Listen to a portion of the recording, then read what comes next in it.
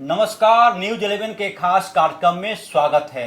कई बार राजनेताओं से हमारी बातचीत होती है, कई बार ऐसे लोगों से बातचीत होती है जो समाज सेवा से जुड़े होते हैं, लेकिन आज मौका है एक ऐसे व्यक्ति से बात करने की जो भोजपुरी गायकी से संबंध रखती हैं। इनकी खासियत यह है कि ये अपनी शर्तों पर काम करती हैं और इनका नेचर कहीं भी कॉम्प्रोमाइजिंग नेचर नहीं है। जी हाँ, कुछ हद तक आप समझ गए होंगे। हम बातचीत करने वाले हैं भोजपुरी के स्टार गायिका देवी से। मैडम, आपका बहुत स्वागत है न्यूज 11 में। बहुत बहुत शुक्रिया, न्यूज़ 11 को बहुत बहुत शुक्रिया कि आपने मुझे आमंत्रित किया अपने मंच पे। मैडम, सबसे पहला सवाल यह कि कई लोग देवी को जानते हैं तो सिर्फ एक भोजपुरी गायिका के रूप में, लेकिन मुझे जो जानकारी है पूरा का पूरा बैकग्राउंड आपका एजुकेशनल रहा है। आपके पिताजी फिलॉसफी के प्रोफेसर थे, आपकी माँ बॉटनी पढ़ाती थी, फिर ये शौक कहाँ से आ गया? देखिए, वैसे तो प्रोफेशन वाइज मेरे माता पिता दोनों एजुकेशन से जुड़े प्रोफेसर रहे, लेकिन म्यूज़िक हमारे घर में बचपन से ही रहा और मेरे पिताजी को आर्ट कल्चर से बहुत ज़्यादा दिलचस्पी थी।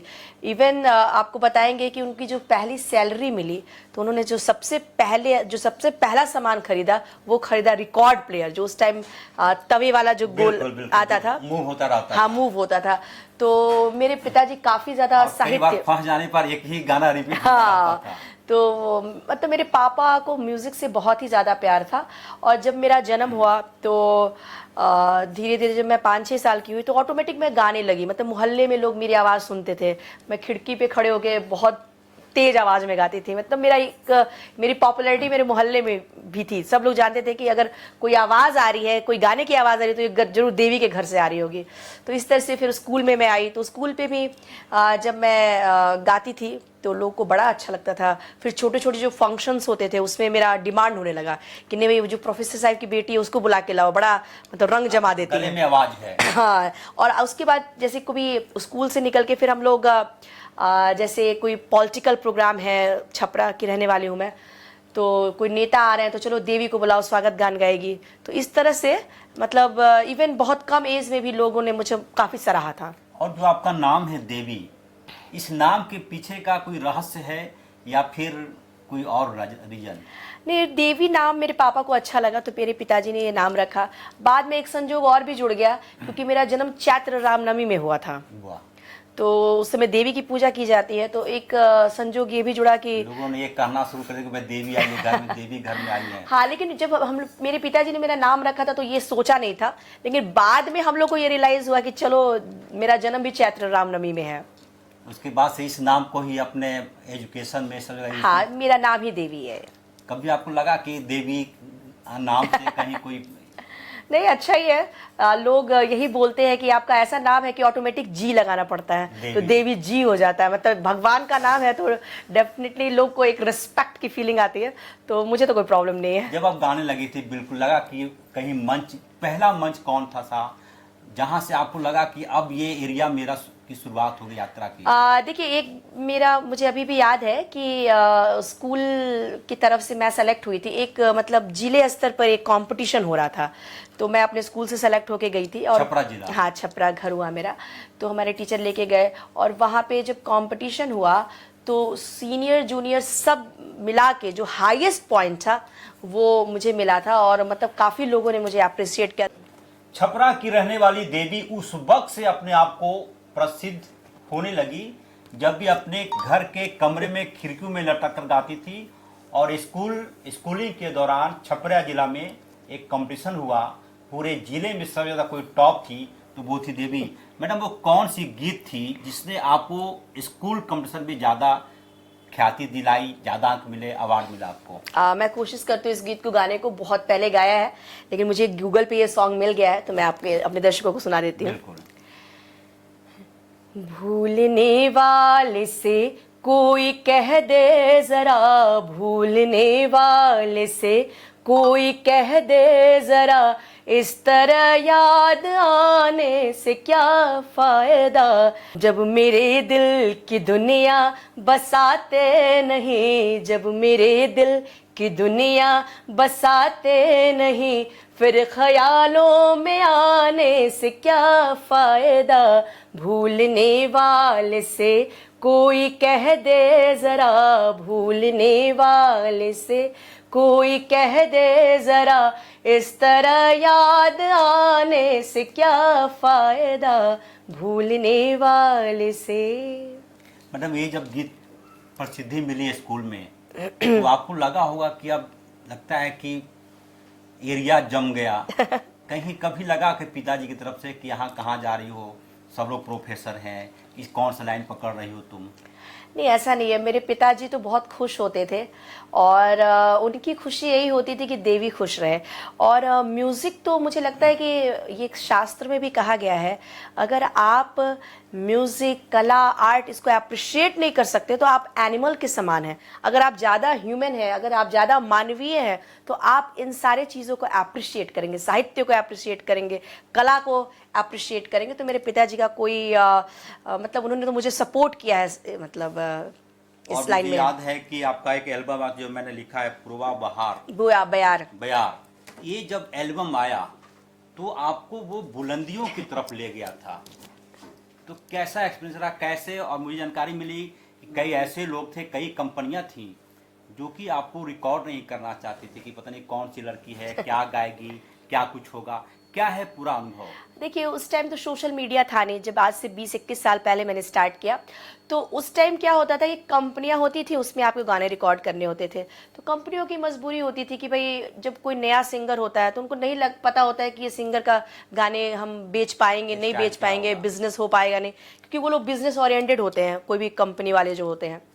लेकिन संजोग से मेरा ये पहला एल्बम पूर्वा बयार आया, और ये आने के साथ ही लोगों को मेरी आवाज़ इतनी अलग लगी कि ये बहुत ही ज़्यादा हिट हो गया। और उस टाइम में पहला जो एहसास, एक जिसको आप बोल सकते हैं कि स्टारडम का एहसास, मुझे इसी गीत के बाद मिला कि जब मैं रोड पे चलती थी तो लोग मुझे पहचानना शुरू कर दिए, अगर ये तो देवी जा रही है। जहाँ भी जाती थी उस टाइम उतना तो सेल्फी वेल्फी नहीं था, उसमें ऑटोग्राफ होता था, तो लोग मुझसे सिग्नेचर लेते थे।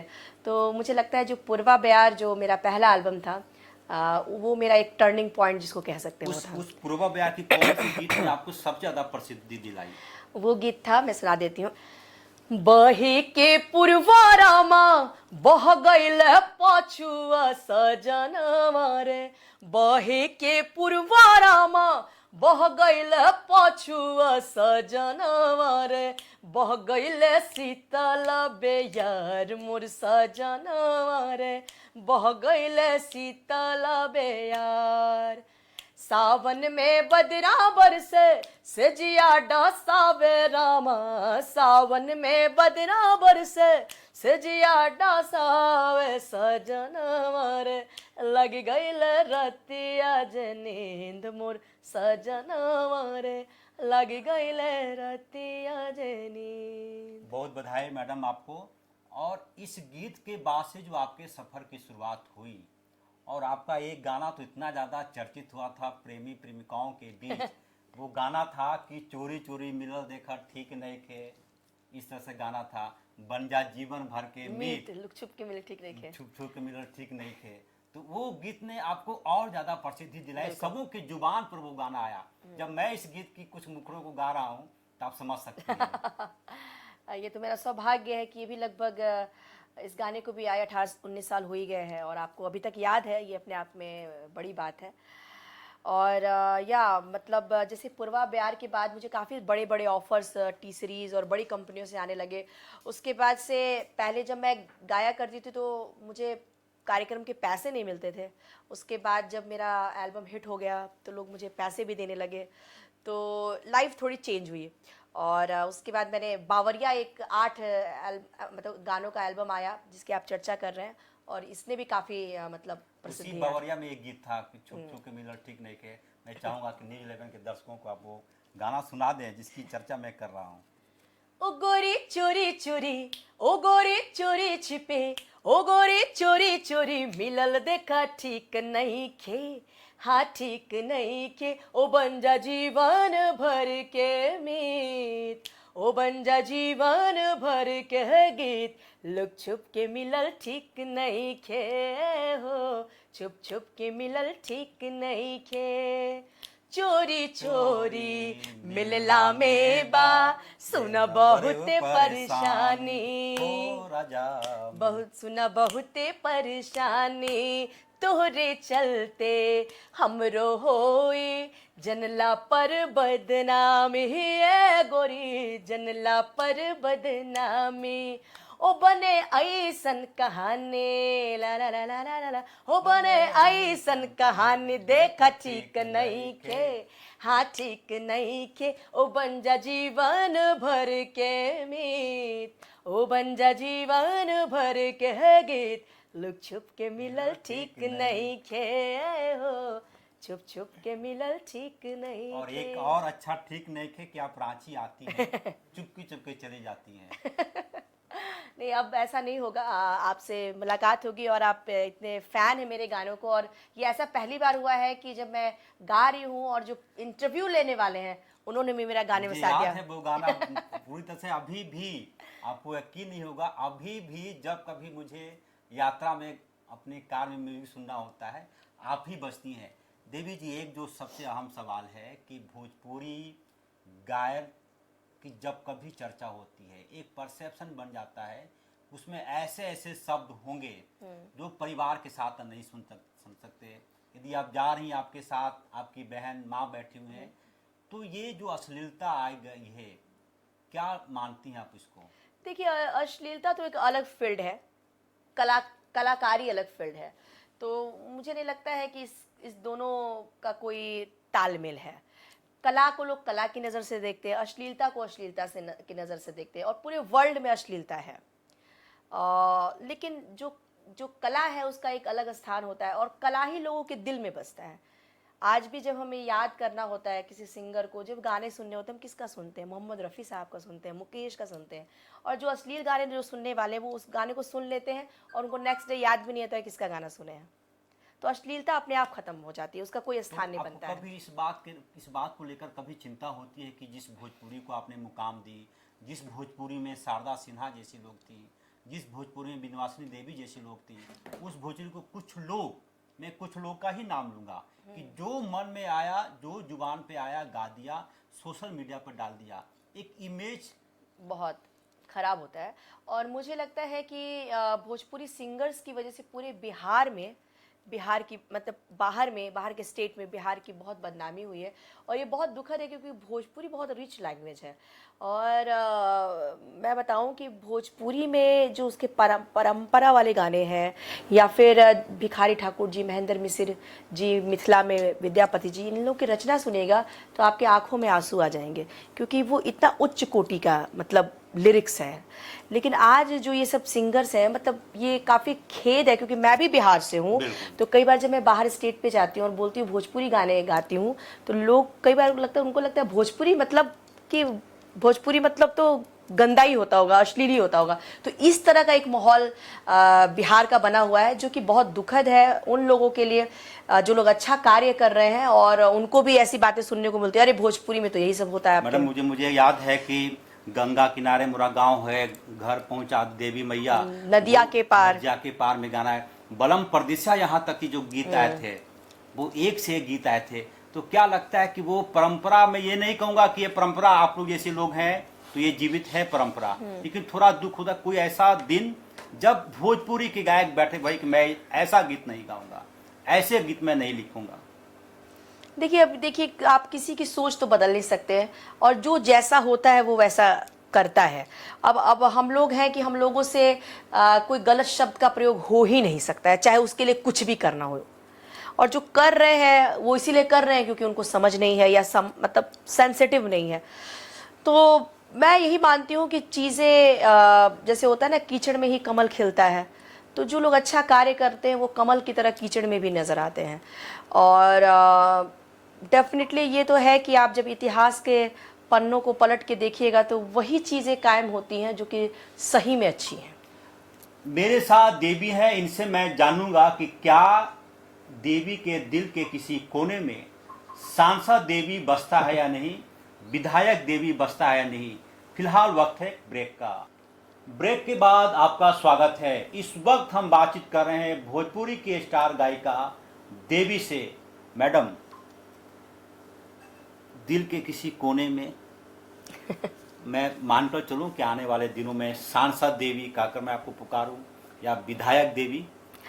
देखिए, मैं ये चाहती हूँ कि लोग मुझे गायिका के रूप में ही जाने, क्योंकि हर व्यक्ति की एक अपनी कुछ पार्टिकुलर खासियत होती है। तो मुझे लगता है कि लोगों ने मुझे जो इतना प्यार और सम्मान दिया है वो गायकी के लिए दिया है।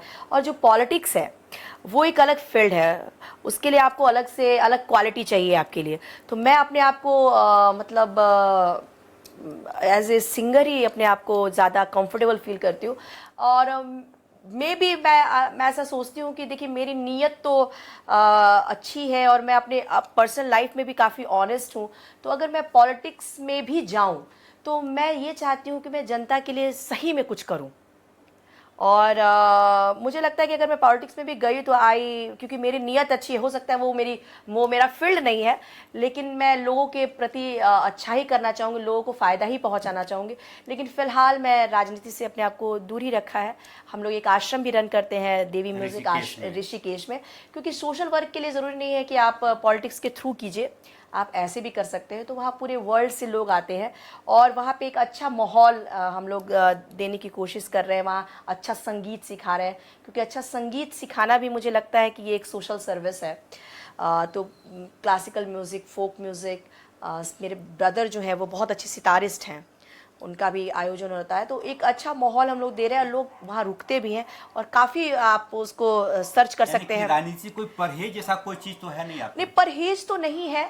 और कभी कभी देखिए, एज ए जनता मुझे फील होता है कि जो जिस तरह से लोग नेता कार्य कर रहे हैं, अपने काम को सही ढंग से नहीं कर रहे हैं, भ्रष्टाचार कर रहे हैं, तो मुझे कई बार ऐसा फील होता है कि अगर मैं पॉलिटिक्स में भी जाऊंगी तो आई थिंक कि मैं कुछ अच्छा ही करूंगी।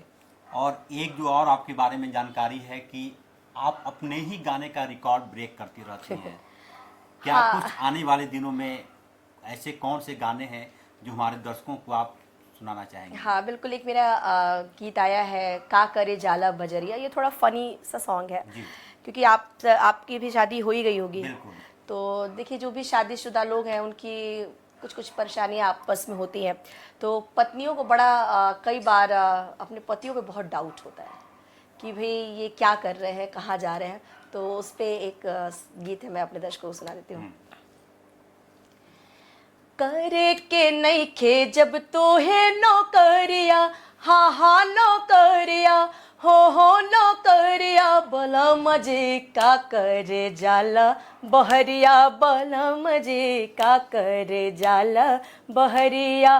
करे के नहीं खे जब तो है नौकरिया, हाँ हाँ नौकरिया, हो नौकरिया, बला मजे का करे जाला बहरिया, बला मजे का करे जाला बहरिया।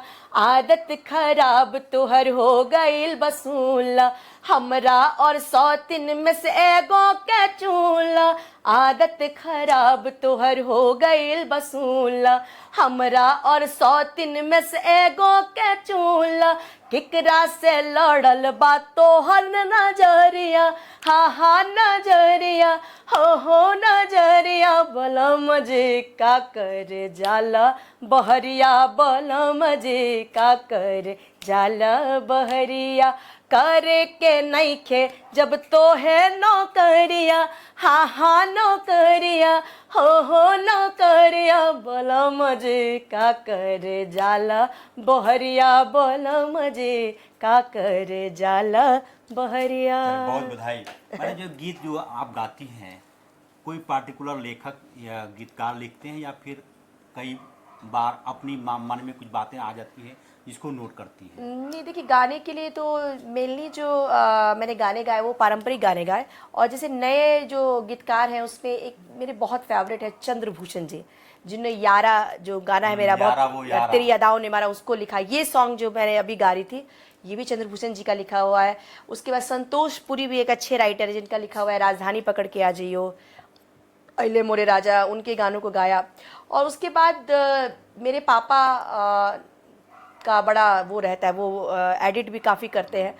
तो कई नए मतलब राइटर्स के भी गाने हम लेते हैं, वो तो जो पापा गाना का है, हस्तक्षेप रहता वो है। जो गाना है सनम राजधानी पकड़ के आ जाइयो, आ जाइयो, ये कब गाई थी और क्या अंदाज था, क्या उसकी बात आउटपुट रहा आपके लिए? नहीं, ये एक सॉन्ग बहुत ही ज़्यादा हिट हुआ था। पूर्वा बयार के बाद मुझे टी सीरीज ने तुरंत मुझे ऑफर किया, क्योंकि मेरे गाने ने करोड़ों का बिजनेस उस जमाने में किया था।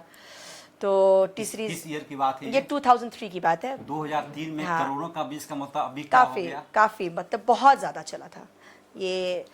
तो टी सीरीज़ ने हमें इनवाइट किया, उसके बाद तुरंत फिर हम लोग उस समय 8-8 गाने का एल्बम बनता था। फिर गाने हम लोगों ने निकालना शुरू किया। फिर ये संतोष पुरी जी जो राइटर हैं, उनसे मुलाकात, उन्होंने ये गाना लिखा और इसको मैंने गाया। और उसके बाद ये भी गाना पूर्वा बयार के बाद ये भी बहुत ज़्यादा हिट हुआ। सनम राजधानी पकड़ के आ जाइयो। जी मैडम। जब आए होली दिवाले, तू ले आयो चुनरी लाले, चुनरी ना लइयो तो ना लइयो, सजन राजधानी पकड़ के आ जइयो, आ जइयो, आ जइयो, सजन राजधानी पकड़ के आ जइयो, आ जइयो, आ जइयो, ले लो कागज ले लो कलम, लिख दो अपना पता बलम, जाके जल्दी से आओगे, खाओ पहले मेरी कसम, किया तन मन है तुझ पे अर्पण, लियो भूल न जइयो कंगन, कंगन ना लियो तो ना लियो, सजन राजधानी पकड़ के आ जइयो, आ जइयो, आ जइयो। तो राजधानी पकड़ने की बात आप छठ पूजा के लिए कर रही थी या होली में आने के लिए? मतलब वही, जब मतलब देखिए, पति का तो इंतजार हमेशा ही रहता है, तो वो एक त्योहार का बहाना कर रही है कि जब होली दिवाली जब भी आए तो प्लीज मेरे पास आ जाइएगा, राजधानी पकड़िए, क्योंकि राजधानी बड़ी फास्ट एक्सप्रेस और है। जब छठ पूजा के मौके आते हैं, गली गली में आप बजने लगती हैं। चलिए, तो मेरा सौभाग्य है कि मेरे गीतों को लोग काफ़ी पसंद करते हैं, और डेफिनेटली छठ के गाने तो काफ़ी ज़्यादा लोकप्रिय हैं। इस पर कुछ नया लेकर आ रही हैं? हाँ, नया कुछ आएगा, अभी छठ का जब टाइम आएगा तो कुछ गाने ज़रूर नए आएंगे। एक और गीत आपकी काफी यारा बो यारा मैं गाकर ही, आपको लगता होगा कि ये कौन सा एंकर पत्रकार बैठा नहीं, है बहुत अच्छा लग जो रहा है। मेरी ही गीत को उसी टोन में गा के हमसे सवाल कर नहीं, रहा इससे है। ये पता वो चल रहा गीत था यारा बो यारा मिलना दोबारा, ऐसे करके वो गीत, यारा ओ यारा तेरी अदाओं ने मारा। तेरी अदाओं ने मारा। लेकिन बहुत अच्छा लग रहा है, क्योंकि आप इतने मूड में नज़र आ रहे हैं, ये ऐसा बहुत रेयरली होता है। और मुझे भी काफ़ी अच्छा लग रहा है कि आप सिर्फ पत्रकार नहीं है, बल्कि मेरे बहुत बड़े फ़ैन भी हैं। बिल्कुल, क्योंकि जिस definitely। तरह से आप गानों पे रिसर्च आपने किया है, और आपके तो सब गाने आपको लाइन बाय लाइन याद है, तो ये मेरा सौभाग्य है। तो आइए, जो आपकी फरमाइश है वो सुना देते हैं। यारा ओ यारा तेरी अदाओं ने मारा, यारा ओ यारा तेरी अदाओं ने मारा, बिन तेरे हम कैसे रहे, बिन तेरे हम कैसे रहे, जीना है मुश्किल हमारा, यारा ओ यारा तेरी अदाओं ने मारा। मैडम, आपको देखकर कई लड़कियां भोजपुरी गायक बनना चाहती होंगी, कई लड़कियां चाहती होंगी कि फिल्मों में आए, आपके सामने भी फिल्मों में आने का मौका मिला होगा, और एक जानकारी मिली है कि संभवतः बॉलीवुड के लिए भी आप एक बार कुछ गाई हैं या फिर आपने अभिनय किया था। जी, जी। क्या है वो पूरी कहानी क्या है? देखिए, मैंने तो एक फिल्म भी बनाई है, जलसा घर की देवी, उसमें मैंने एक्ट किया है, उसको लोग आप देख सकते हैं। एक बहुत देखिए, बॉलीवुड में भी मैंने कुछ गाने गाए हैं। एक फिल्म आई थी थैंक यू, अक्षय कुमार की, और उसमें मल्लिका शेरावत वगैरह थी। तो मेरा एक सॉन्ग आया था, रज़िया गुंडों में फंस गई। इसका 2 वर्जन था, एक रिमिक्स वर्जन और इसका एक नॉर्मल वर्जन था। जो रिमिक्स वर्जन था, मैं और एक मास्टर सलीम है पंजाब के सिंगर, हम दोनों ने गाया था। लेकिन इस फिल्म के साथ मुझे थोड़ा सा अच्छा अनुभव नहीं रहा, क्योंकि उन्होंने मेरी आवाज़ तो यूज़ किया, लेकिन मेरा नाम हटा दिया। और मैं आपको बताऊं, बहुत ही मज़ेदार किस्सा है कि मेरे पास फ़ोन आया आज से 12-13 साल पहले, अरिजीत सिंह का, आज बहुत फेमस सिंगर हैं। उस टाइम उनका नाम नहीं था, वो प्रीतम जी के यहाँ रिकॉर्डिस्ट का काम करते थे, रिकॉर्डिंग करते थे। तो उन्होंने मुझे फ़ोन किया कि हम लोग अक्षय कुमार की फिल्म आ रही है थैंक यू, उसमें आपका गाना लेना है। मैं ऋषिकेश में थी, मैं पहुंची गाने के लिए। वहाँ मेरी मुलाकात हुई प्रीतम जी से। प्रीतम जी इसके म्यूज़िक डायरेक्टर थे इस मतलब इस फिल्म के। तो मैंने गाना वाना गाया। अरिजीत जी बड़े इम्प्रेस भी हुए। उन्होंने कहा कि भाई देवी आप इतना अच्छा गाती, आपको तो मुंबई में रहना चाहिए था। और उसके बाद क्या हुआ कि ये गाना रिलीज़ भी हुआ, काफ़ी मिलियंस में इसके व्यूज़ भी हैं। लेकिन गाना जब आया तो उसमें मेरा नाम हटा हुआ था, मेरा नाम था ही नहीं। मेरी आवाज़ है लेकिन नाम नहीं है मेरा। तो मैंने उनको फ़ोन किया अरिजीत जी को कि भाई आपने मेरा गाना भी गवा लिया और आपने मेरा नाम नहीं डाला। तो बोले कि ऐसा है कि मिस्टेक हो गया होगा, मैं अभी इसको चेक करवा देता हूँ। फिर मैंने 2-3 दिन बीत गए, फिर करेक्शन कुछ हुआ नहीं। फिर मैंने उनको कॉल किया, फिर उन्होंने ध्यान नहीं दिया।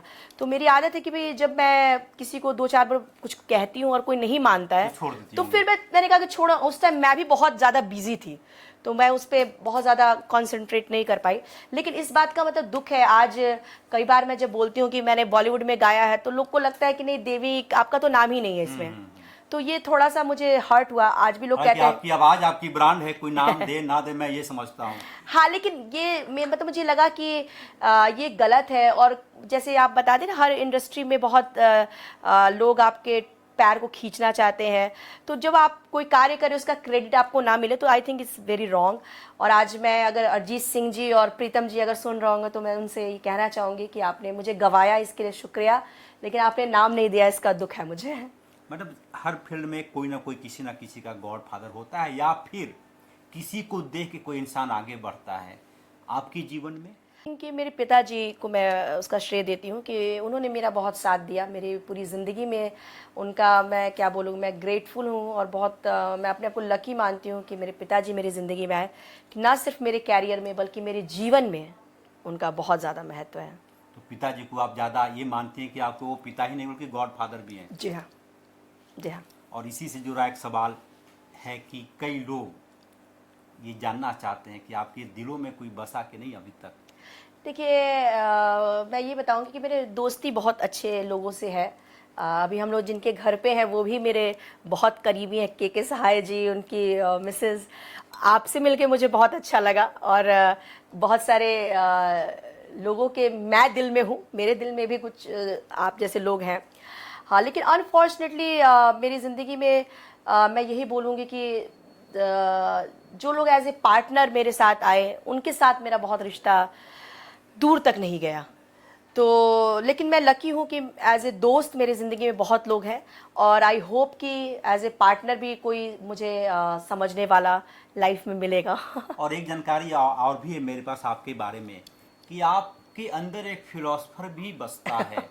आपसे बातचीत में अक्सर आप कहती हैं कि ज़िंदगी बहुत बड़ा नहीं होना चाहिए, ज़िंदगी का मतलब क्या है, इन सारी बातों का क्या मतलब मानती हैं आप? देखिए मैंने यही जीवन में सीखा, बहुत सारे अनुभव होते हैं। देखिए फिलॉसफी तो मेरे पापा के अंदर है, he is a philosophy professor.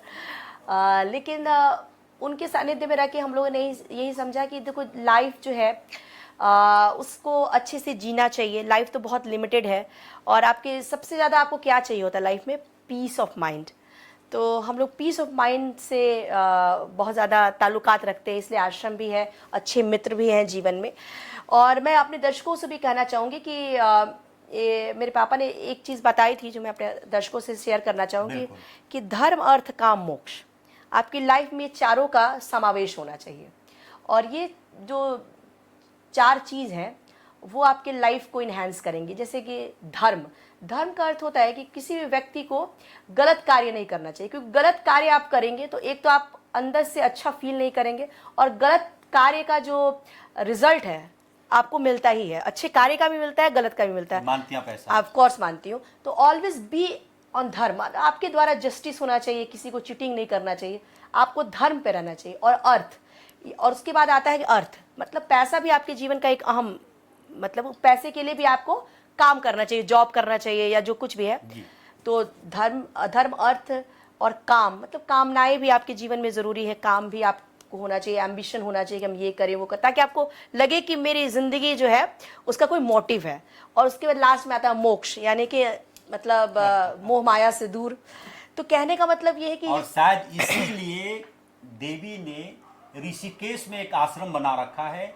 उस आश्रम में ऐसे लोग जो ऋषिकेश घूमना चाहते हैं, पैसे नहीं होते बड़े होटलों में ठहरने के लिए, गेस्ट हाउस में ठहरने के लिए 11 रुपया दीजिए, 51 रुपया दीजिए, आप देवी के गेस्ट हाउस में ठहर सकते हैं।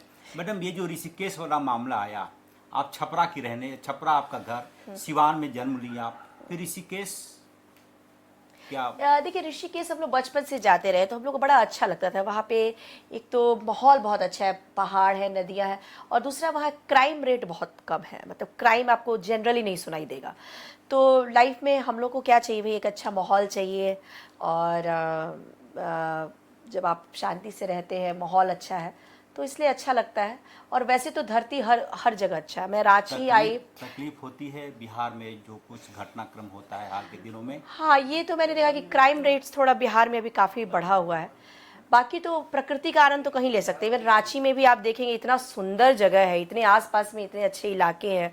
तो झारखंड भी बहुत सुंदर है, प्रकृति का आनंद आप कहीं से भी ले सकते हैं। लेकिन क्योंकि ऋषिकेश में माँ गंगा है। और बातचीत हो रही है भोजपुरी की स्टार गायिका देवी से। देवी, यदि आप भोजपुरी गायिका नहीं होती तो क्या होती?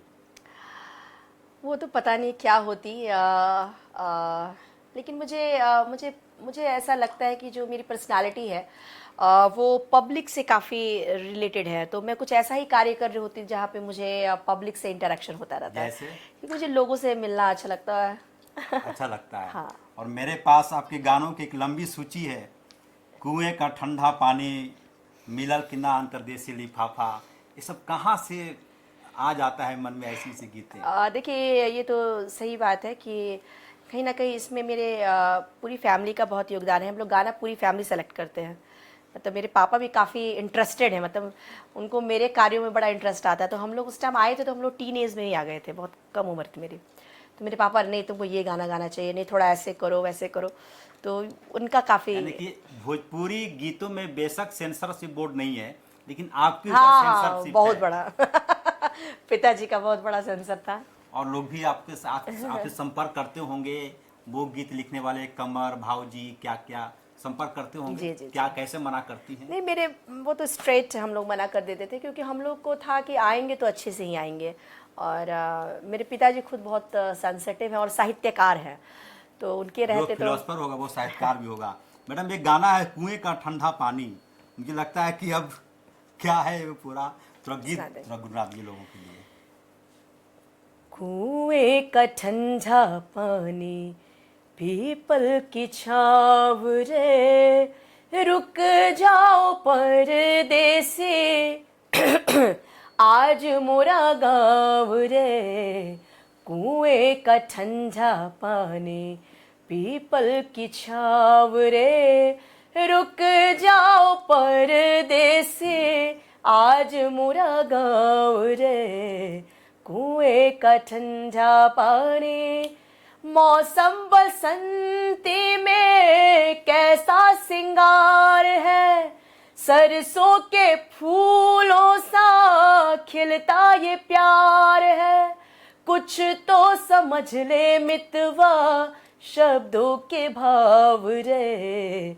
कुएं का ठंडा पानी, पीपल की छाव रे, रुक जाओ परदेसी, आज मोरा गाँव रे। कुएं का ठंडा पानी। बिल्कुल, देवी गाती हैं, दिल से आवाज निकलता है। मैडम, आप गीतों के लिए कई बार फॉरेन कंट्री जाती होंगी। भारत के बारे में क्या थिंकिंग सोचते हैं लोग, और क्या इमेज बनता है जब भारत के बारे में चर्चा होती है? देखिए, भारत जो है वो बहुत ही चर्चित देश है, और यहाँ दो तीन चीज़ें जो है बहुत यूनिक है बहुत सारे कंट्री से। एक तो यहाँ का जो कल्चर है, ऐसा कल्चर, और जिस तरह से हम लोग बड़ों को रिस्पेक्ट बताया जाता है। फिर फैमिली ओरिएंटेड कल्चर है, मतलब हम लोग फैमिली में रहते हैं। ऐसा आप अमेरिका वगैरह में या फिर जर्मनी वगैरह में काफ़ी मैं जाती हूँ, वहाँ बहुत इंडिविजुअल लाइफ है, लोग अकेले जीते हैं। तो मुझे लगता है कि भारत का ये जो एस्पेक्ट है कि जहाँ सब लोग इमोशन शेयर करते हैं, एक साथ रहते हैं, तो ये बहुत ब्यूटीफुल है। दूसरा, जिस तरह से देवी देवताओं की यहाँ पूजा की जाती है, जितना मतलब धार्मिक तरह की चीज़ें होती हैं, जितना लोगों को भगवान पे भरोसा है, मुझे लगता है किसी भी अन्य देशों में लोग को इतना भगवान पे भरोसा नहीं है। और ये कहीं ना कहीं हमारी लाइफ को बहुत ही स्मूथ बनाता है। जैसे कई बार हम लोग एक्सेप्ट कर लेते हैं बहुत सारी चीज़ें, हम ये सोचते हैं ये भगवान की मर्जी थी। बिल्कुल। तो ये जो कल्चर है ना, ये बहुत ही ज़्यादा लोगों को इम्प्रेस करता है। और साथ ही साथ जो भारत का जो खाना है, ऐसा खाना कहीं नहीं है। मतलब इतनी वैरायटी ऑफ फूड और इतना टेस्टफुल खाना, मुझे नहीं लगता, मैं किसी भी कंट्री में गई हूँ तो मुझे नहीं लगता है कि भारत के खाना को कोई बीच कर सकता है। देवी, आप क्योंकि इस मिजाज का आदमी को मैं जानता हूँ कि कोई भी व्यक्ति राजनीति से अछूता नहीं है। नरेंद्र मोदी के बारे में क्या ख्याल रखती हैं आप? कैसे वो लीडर दिखते हैं आपको? नहीं, मुझे अच्छे लगते हैं। और आप देखिए कि उनकी वजह से पूरे देश में शांति है और आक्रामक नहीं है। आप अन्य देशों को देखिए किस तरह से वो लोग हैंडल कर रहे हैं, जिससे पूरा देश जो है तहस नहस हो रहा है। तो मुझे लगता है कि आफ्टर ऑल भारत की जो स्थिति है वो अन्य कई देशों से बहुत ज़्यादा अच्छी है। और मैं अपनी तरफ से अपना जो सम्मान है, अपना जो आदर है, आदरणीय नरेंद्र मोदी जी को देना चाहूँगी। मैडम, एक लास्ट आपसे, छठ पूजा आ रहा है, 2 लाइन छठ पूजा का गीत गा दें, फिर आपको मैं विदा दे दूंगा। ठीक है। जोड़े जोड़े नारे यार, जोड़े जोड़े नारे यार, तो है चढ़े बोना, ए छठी मैया तो है चढ़े बोना, हे मैया मोरी हाथ ले ले डलरिया, भोरे भोरे यही बोना, हे मैया मोरी हाथ ले ले डलरिया, भोरे भोरे यही बोना। झारी झारी चौरा, झारी झारी चौरा, चना ने लिपैबो ना, ए छठी मैया चना ना लिपैबो ना, हे मैया मोरी पाँचे पाँचे पनवा, आ खोई चा में भरैबो ना, हे मैया मोरी पाँचे पाँचे पनवा, आ खोई चा में भरैबो ना। जोड़े जोड़े नारियर, जोड़े जोड़े नारियर, तो है चढ़ैबो ना, हे छठी मैया तो है चढ़ैबो ना, हे मैया मोरी हाथे ले ले डलरिया, भोरे भोरे अइबो ना, हे मैया मोरी पाँचे पाँचे पनवा, आ खोइचा में भरैबो ना, करके तोहरी हो पूजनवा, मैया सब सुख पैबो ना। वाह, रउआ के बहुत धन्यवाद। अभी सुनत रही रउआ लोग भोजपुरी के स्टार गायिका देवी के, भोजपुरी के स्टार गायिका देवी के बारे में एक बात सबसे ज्यादा चर्चित बा कि अपन जिंदगी में कभी कंप्रोमाइज ना करेली। ये सच बा, सच कह के माने ली, चाहे एकरा खातिर प्रोग्राम मिले, गाना छूटे तो छूटे। अभी आप सुन रहे थे भोजपुरी के स्टार गायिका देवी। मुझे दीजिए इजाजत, नमस्कार। नमस्कार, मैं हूँ देवी और आप देखते रहिए न्यूज़ 11 भारत डिजिटल।